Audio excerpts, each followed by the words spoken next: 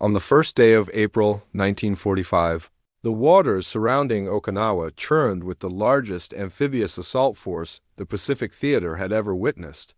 1,600 Allied ships stretched across the horizon like a steel wall advancing toward Japan's southern doorstep, carrying 183,000 American troops who would soon discover that this island would become their most brutal battlefield yet. The island, barely 60 miles long and ranging from 2 to 18 miles wide, seemed insignificant on military maps, but it represented the final stepping stone before the Japanese mainland, and both sides understood the terrible arithmetic of what lay ahead. Admiral Chester Nimitz had designated this operation Iceberg, a fitting name for an objective that would prove far more treacherous beneath its surface than anyone anticipated. The American commanders expected fierce resistance, but they could not have imagined the systematic horror that Japanese forces under Lieutenant General Mitsuru Ushijima had meticulously prepared. Unlike previous island campaigns where Japanese defenders launched suicidal banzai charges early in the battle, Ushijima had constructed an intricate network of caves, tunnels, and fortified positions throughout Okinawa's southern highlands, transforming the landscape into a labyrinth of death. The invasion began with an eerie calm that unsettled even the most experienced Marines and Army soldiers.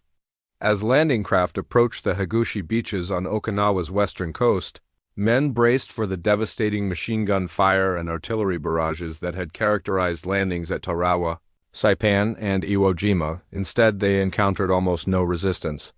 Troops poured onto the beaches, established beachheads, and pushed inland with minimal casualties. Some veterans joked nervously that perhaps the Japanese had abandoned the island entirely, but intelligence officers knew better. The enemy was waiting, watching, and preparing to unleash a defense strategy that would redefine the meaning of attritional warfare.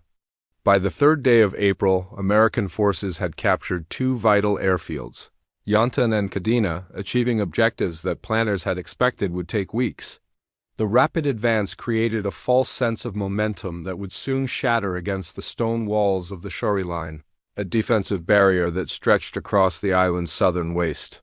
Here, in a landscape of ridges, escarpments, and ancient Okinawan tombs converted into bunkers, Ushijima's 32nd Army waited with 100,000 Japanese troops and approximately 40,000 Okinawan conscripts, many of them civilians forced into military service.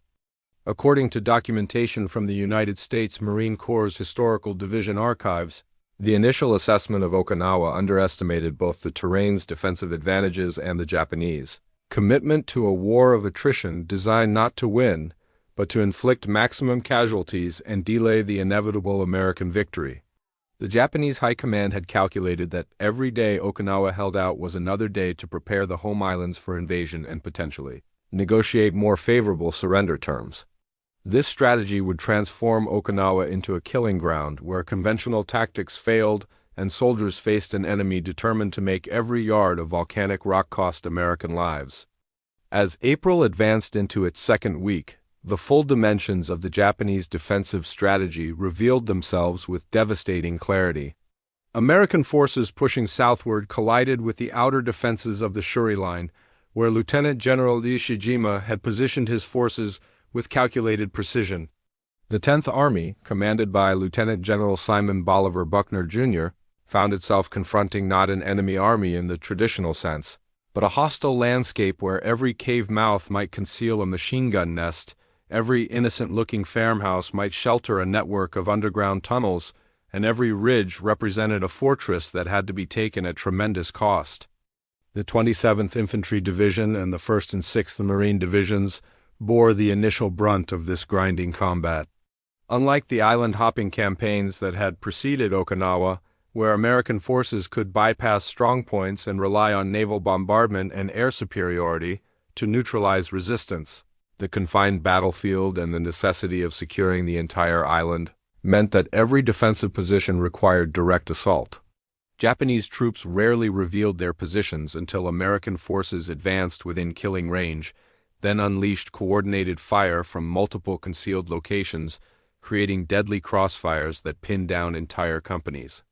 The fighting evolved into a medieval siege conducted with 20th-century weapons Flamethrower teams became essential tactical units, advancing under covering fire to burn out cave positions where grenades and conventional explosives proved ineffective. Tank infantry teams developed new techniques, with Sherman tanks providing mobile fire support while infantrymen cleared bunkers and sealed tunnel entrances. Yet even these combined arms tactics resulted in agonizingly slow progress, measured not in miles but in yards per day, with each yard purchased with American blood. Rain began falling in mid-April, transforming Okinawa's clay soil into glutinous mud that sucked at boots, bogged down vehicles, and turned foxholes into water-filled graves. The unseasonable spring rains, which would persist through much of May, added a new dimension of misery to the campaign. Supply lines became tenuous as trucks struggled through seas of mud. Wounded men drowned in water-filled shell holes, and the living conditions deteriorated to levels that tested even the most hardened combat veterans' endurance. While ground forces struggled against the Shuri defenses, the naval forces supporting the invasion faced their own apocalypse.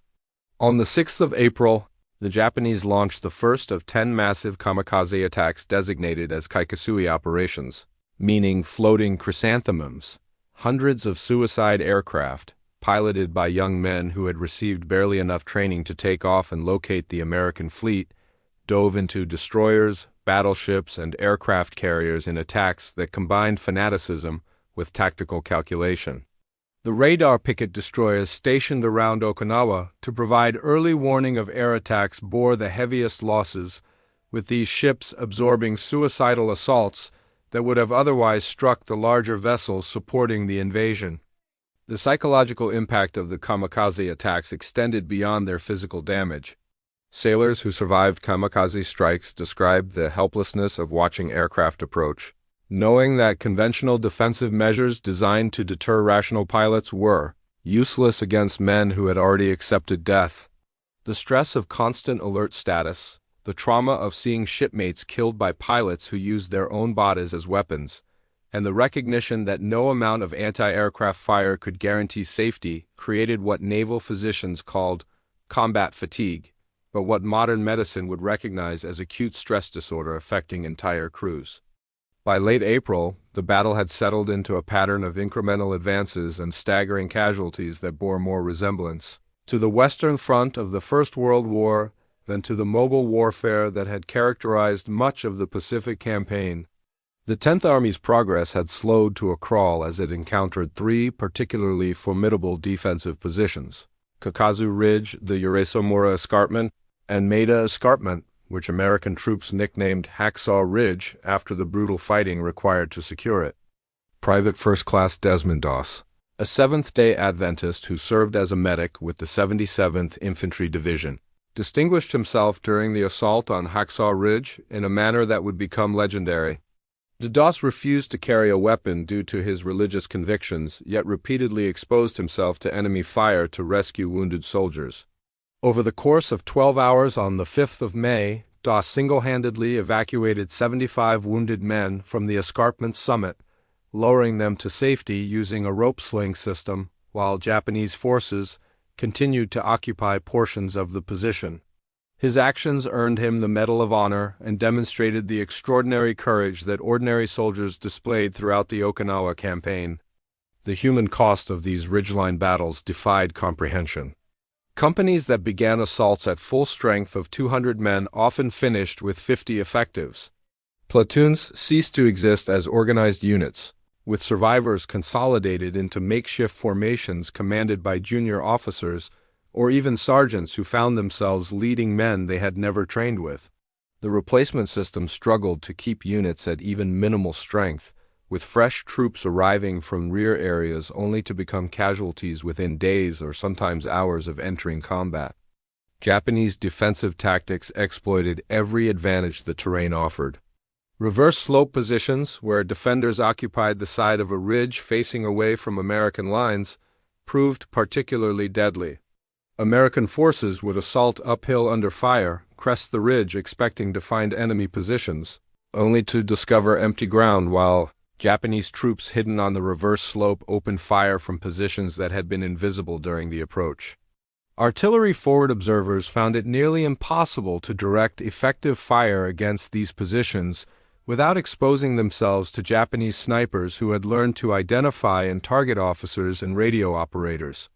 The Okinawan civilian population suffered catastrophically during this period. Approximately 160,000 civilians inhabited the island when the battle began, and Japanese military authorities had indoctrinated many to fear American capture, spreading propaganda claiming that American troops would torture and murder civilians. As the battle intensified, thousands of Okinawans found themselves trapped between the opposing forces. Some sought refuge in caves, only to be forced out by Japanese soldiers who needed the positions for military purposes.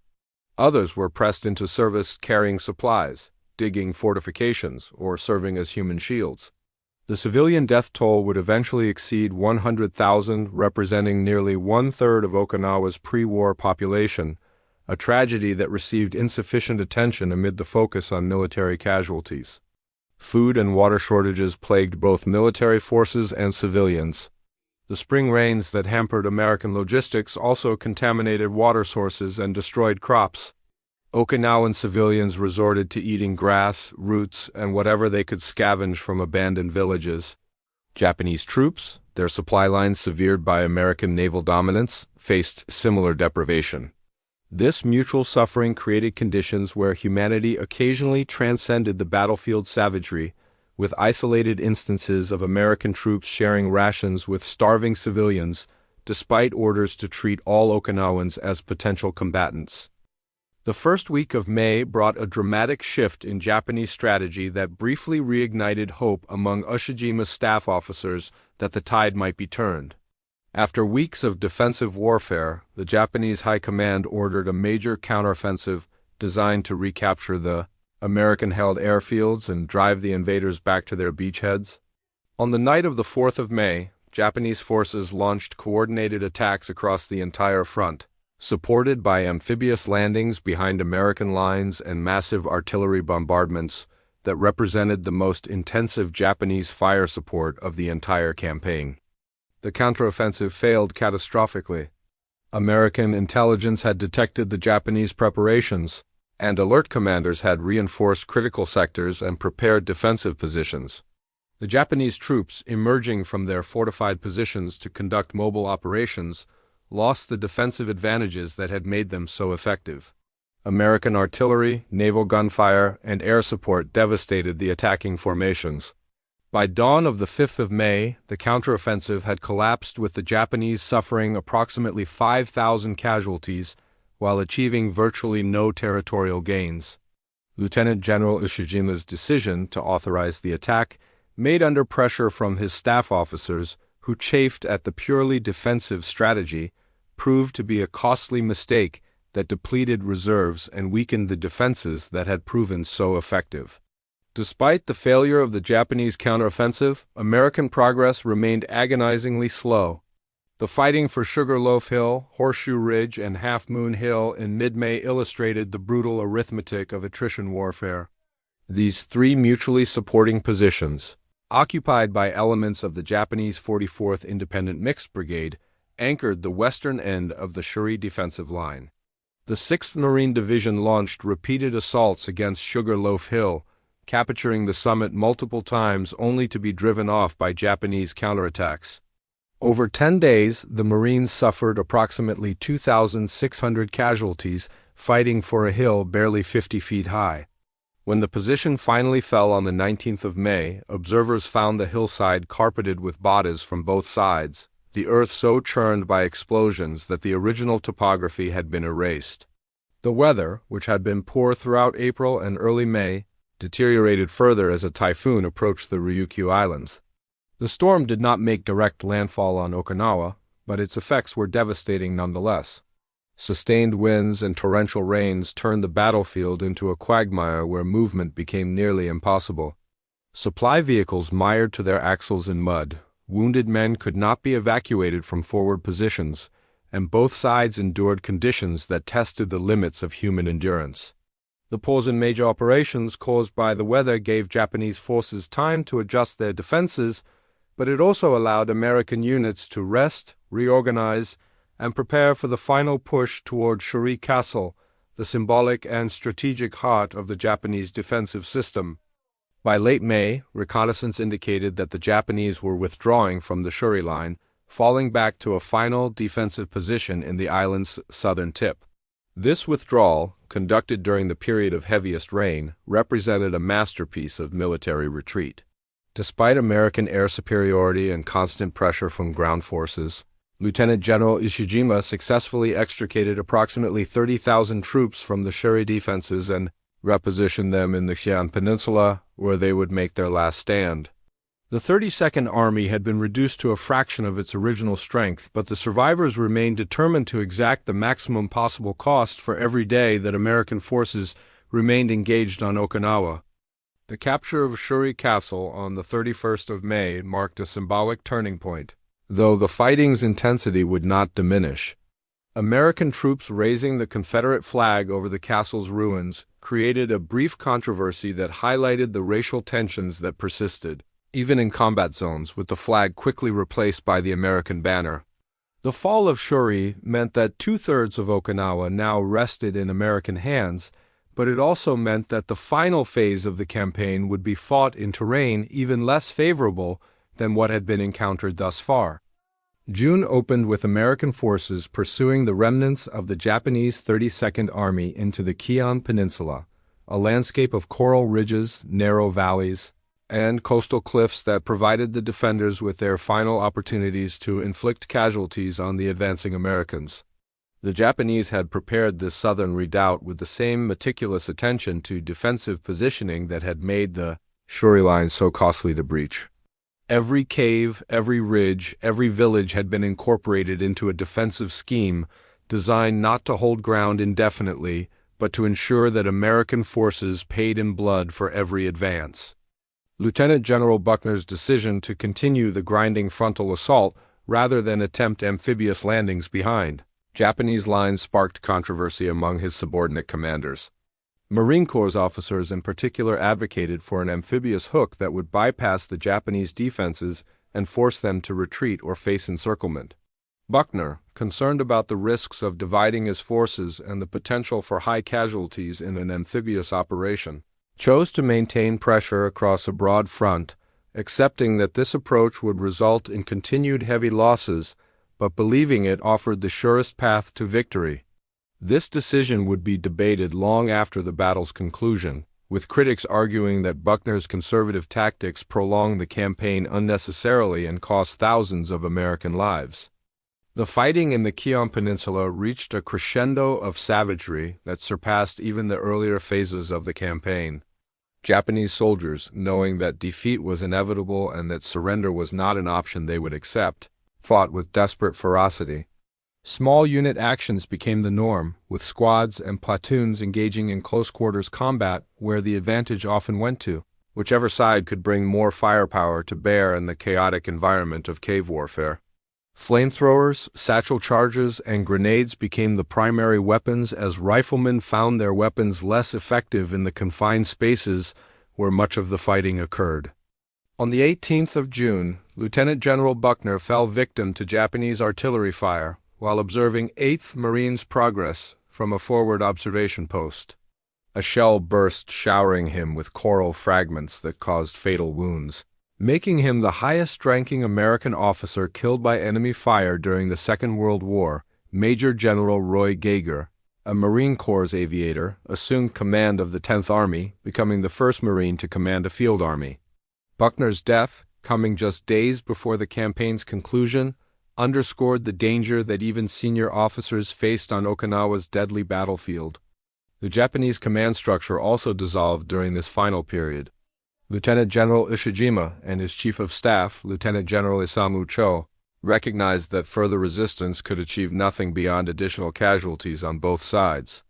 On the 22nd of June, with organized resistance collapsing and American forces having overrun the 32nd Army's final command post, Ishijima and Sho committed ritual suicide, following the samurai tradition that they believed honor demanded. Their deaths effectively ended Japanese military resistance on Okinawa, though scattered groups of soldiers would continue fighting for weeks and isolated holdouts would not surrender until months after the war's official conclusion. The final accounting of casualties revealed the true cost of the Okinawa campaign.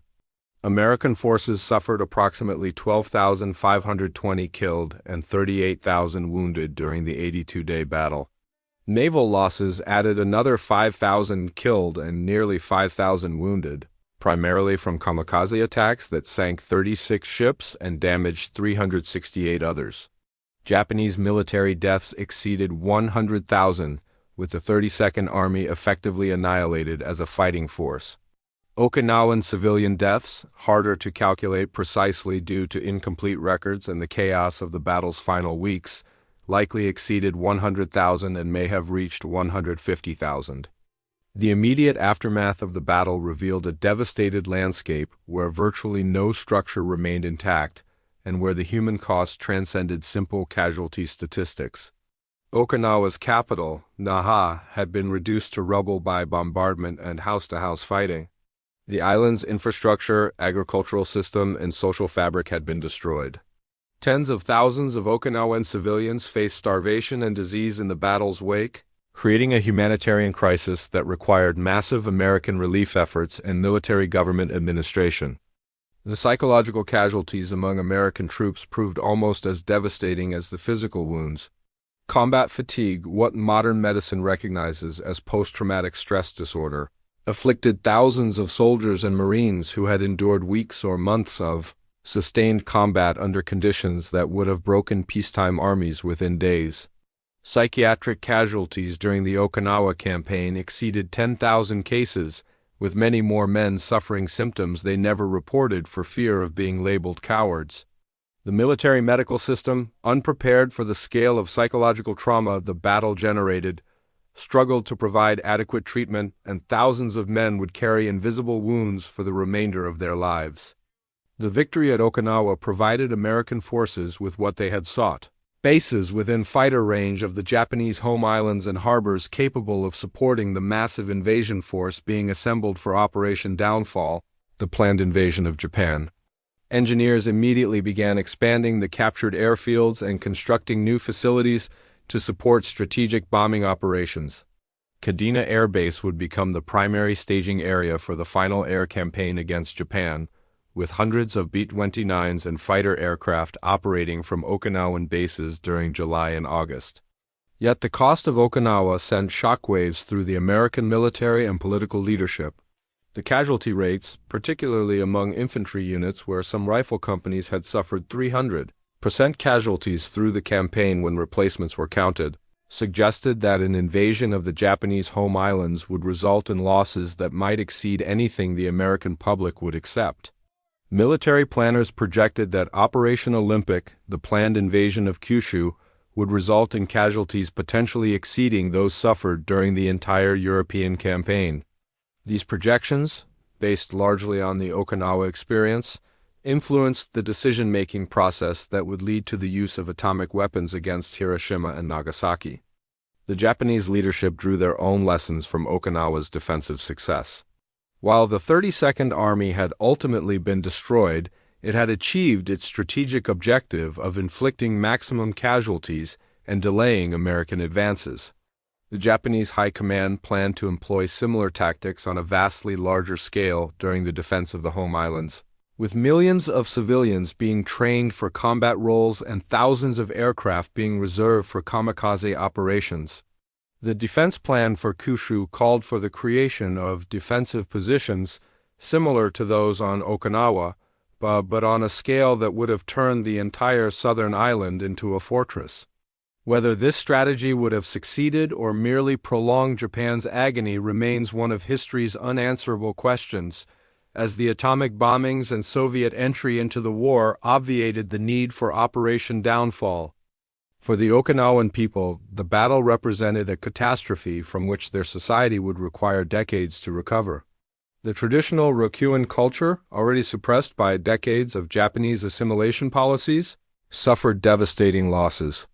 Ancient monuments, including Shuri Castle and numerous historically significant sites, lay in ruins. The social structure that had governed Okinawan life for centuries had been destroyed, with traditional leaders killed, families scattered, and communities obliterated. The American occupation that followed would last far longer than the battle itself, with Okinawa remaining under direct American military administration until 1972, creating complex legacies that continue to influence Okinawan identity and politics. The kamikaze campaign against Allied naval forces operating around Okinawa represented a form of warfare that defied Western military logic and traumatized sailors who survived the attacks. Between April and June, approximately 1,900 kamikaze sorties targeted the Allied fleet, with roughly 14% achieving hits or near misses that caused damage. The psychological impact of these attacks exceeded their tactical significance, as the conventional defensive measures that had protected naval vessels throughout the war proved inadequate against pilots who actively sought to die while attacking. The radar picket stations, positioned in a ring around Okinawa to provide early warning of air attacks, bore the heaviest burden of the kamikaze onslaught. Destroyers and smaller vessels assigned to these stations faced repeated attacks with minimal air cover, as the combat air patrol fighters often could not reach threatened ships in time to intercept the suicide aircraft. The destroyer USS Laffey, stationed at Radar Picket Station 1 on the 16th of April, endured what naval historians consider the most intense kamikaze attack of the war, surviving hits from 6 kamikaze aircraft and 4 bombs while shooting down numerous other attackers. That Laffey remained afloat and eventually returned to service testified to both the crew's damage control efforts and the structural resilience of American destroyer design. Hospital ships, clearly marked with red crosses and illuminated at night in accordance with international law, also came under kamikaze attack, suggesting that some Japanese pilots either could not distinguish legitimate targets in their final approaches, or chose to ignore the legal protections afforded to medical vessels. The hospital ship USS Comfort suffered a kamikaze strike on the 28th of April that killed 29 personnel, including 6 nurses, and wounded 33 others. These attacks on hospital ships generated particular outrage among Allied forces and reinforced the perception that Japanese forces would employ any tactic, regardless of international conventions, to inflict casualties. The effectiveness of kamikaze attacks declined as the campaign progressed, partly due to the depletion of experienced pilots who might have achieved higher hit rates and partly due to improved Allied defensive tactics. The development of radar-directed fire control, increased combat air patrol strength, and improved coordination between picket ships and fighter directors all contributed to higher semi-kamikaze attrition rates. By June, many kamikaze pilots were so poorly trained that they struggled to locate targets, much less execute effective attacks. Yet even these poorly executed attacks posed threats, as a damaged aircraft plummeting toward the sea might strike a ship accidentally, and the psychological strain on sailors remained severe regardless of attack effectiveness. The broader strategic implications of the kamikaze campaign extended beyond the immediate damage to Allied vessels. The Japanese High Command viewed kamikaze tactics as the only means by which they could challenge American naval supremacy, and plans for defending the home islands called for thousands of additional kamikaze aircraft to be employed against invasion fleets. Military intelligence estimates suggested that Japan had reserved between 5,000 and 10,000 aircraft for kamikaze operations against Operation Olympic, raising the possibility that the invasion fleet might face losses that could threaten the operation's success. These projections influenced American strategic calculations and contributed to the urgency surrounding efforts to develop alternatives to invasion. The human dimension of the kamikaze phenomenon troubled American observers who attempted to understand the cultural and psychological factors that led young Japanese pilots to volunteer for certain death. The Special Attack Units, as the Japanese formally designated kamikaze formations, drew members from across Japanese society, including university students, professional pilots, and conscripts who may have had little choice in their assignments. Letters and diaries recovered after the war revealed complex motivations, ranging from genuine belief in the rightness of sacrificing oneself for the emperor to resignation in the face of peer pressure and the impossibility of dissent in militarized Japanese society.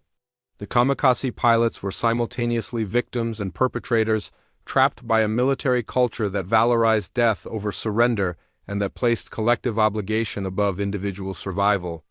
The land battle's final weeks saw American forces confronting not only Japanese military resistance, but also the tragedy of Okinawan civilian casualties that resulted from the island's transformation into a battlefield. Japanese military authorities had distributed propaganda claiming that American troops would commit atrocities against civilians, leading many Okinawans to flee advancing American forces or, in the most tragic cases, to commit suicide rather than face capture. The cliffs at the southern tip of Okinawa became sites of mass suicide, with families jumping to their deaths rather than surrendering to American troops who were often only meters away and calling for them to accept safety. American psychological operations attempted to counter Japanese propaganda and encourage civilian surrender. Loudspeaker teams broadcast messages in Japanese and the Okinawan dialect, explaining that civilians would be treated humanely and providing instructions for surrender. Aircraft dropped millions of leaflets showing photographs of Okinawan civilians being fed and cared for in American-controlled areas. These efforts achieved mixed results, with some civilians accepting American guarantees while others remained convinced that the propaganda was merely a trap. The language barrier complicated these efforts, as many Okinawans spoke primarily the indigenous Ryukyuan language rather than standard Japanese, and few American personnel had training in either language. Civilian internment camps established by American military government authorities housed tens of thousands of Okinawan refugees who had fled the fighting or been displaced by military operations. These camps struggled with overcrowding, inadequate sanitation, and food shortages during the battle's early weeks. Disease outbreaks, particularly dysentery and malaria, killed hundreds of civilians who had survived the combat itself. American medical personnel worked to improve conditions, but the scale of the humanitarian crisis overwhelmed available resources. The experience of military government on Okinawa would inform American occupation policies in Japan after the war's conclusion, demonstrating both the challenges of administering a hostile population and the importance of providing adequate humanitarian assistance to prevent unnecessary suffering. The distinction between combatants and civilians blurred throughout the campaign, creating moral dilemmas for American troops and contributing to civilian casualties. Japanese forces had conscripted Okinawan men into labor battalions and defensive positions, while the Teketsu Kinota, or Blood and Iron Student Corps, recruited Okinawan students, some as young as 14, for combat roles. These irregular forces operated without uniforms and often could not be distinguished from civilians until they attacked, creating situations where American troops faced impossible choices between protecting themselves and avoiding civilian casualties. The fog of war, language barriers, and the intensity of combat resulted in tragedies where civilians were killed by American forces who believed they faced enemy combatants. The battle's impact on Japanese strategy extended beyond immediate military considerations to influence the national debate over continuing the war. Moderate members of the Japanese government, including Foreign Minister Shigenori Togo, cited Okinawa's destruction and the kamikaze campaign's human cost as evidence that continued resistance would result in national annihilation. Hardline military leaders countered that Okinawa had demonstrated Japan's ability to inflict unacceptable casualties on American forces, and that a sufficiently costly defense of the home islands might force a negotiated settlement that would preserve the imperial system and avoid occupation. This internal debate paralyzed Japanese decision-making during July and early August, with the government unable to either surrender or fully mobilize for the defense of the home islands. The intelligence gathered during the Okinawa campaign proved invaluable for planning subsequent operations. American forces captured extensive documentation of Japanese defensive tactics, unit organizations, and command relationships. Interrogations of prisoners, though relatively few Japanese soldiers surrendered, provided insights into training, morale, and the effectiveness of different American weapons and tactics. This information refined planning for Operation Downfall, though it also reinforced concerns about the potential costs of invasion. The Japanese defensive doctrine observed on Okinawa, with its emphasis on fortified positions, defense in depth, and acceptance of complete unit destruction rather than tactical retreat, suggested that the home island's defense would employ similar principles on a vastly larger scale. The Okinawa campaign's conclusion in late June 1945 marked not an ending but a transition to the war's final act, though few participants could have known that the atomic age would arrive before the planned invasions of Japan commenced. The lessons learned at such terrible cost on Okinawa's ridges and in the waters surrounding the island profoundly influenced the strategic decisions made during July and August. The casualty projections for Operation Olympic, based heavily on the Okinawa experience, suggested that American losses might exceed 100,000 in the first 30 days alone, with total casualties potentially reaching 500,000 if the Japanese fought for the home islands with the same determination they had shown on Okinawa. President Harry Truman, who had assumed office following Franklin Roosevelt's death in April, faced the weight of these projections as he considered alternatives to invasion. The successful test of an atomic weapon at Alamogordo, New Mexico, on the 16th of July provided a new option, one that promised to end the war without the massive casualties that Okinawa suggested were inevitable. The decision to employ atomic weapons against Hiroshima and Nagasaki remains historically controversial, but the context of that decision cannot be understood without recognizing how Okinawa's bloodiness shaped American perceptions of what invasion would cost.